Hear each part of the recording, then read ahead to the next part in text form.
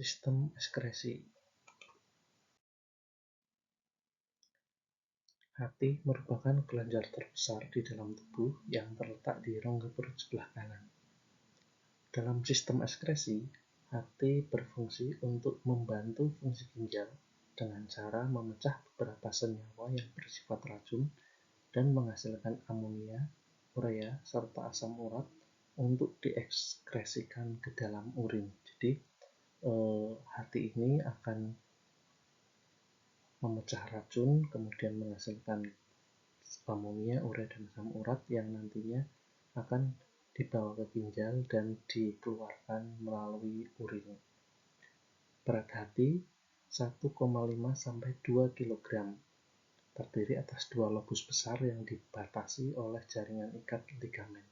Jadi hati kita itu terdiri dari dua bagian yang besar, dibungkus oleh jaringan ikat padat berupa kapsula hepatika.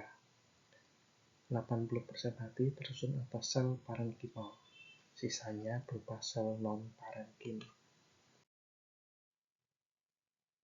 Sebagai kelenjar, hati berfungsi menghasilkan hal-hal berikut. Yang pertama, empedu. Empedu adalah cairan berwarna hijau, terasa pahit, dan berjumlah sekitar 0,5 liter setiap hari.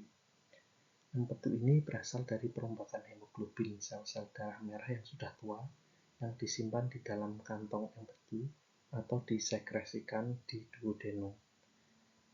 Sekresi empedu berfungsi membantu pencernaan lemak dengan cara mengemulsi lemak, mengaktifkan lipase, membantu absorpsi lemak di usus, dan mengubah zat yang tidak terlarut menjadi larut. Apabila saluran empedu ke usus halus terhambat oleh batu empedu, feses akan berwarna putih keabuan.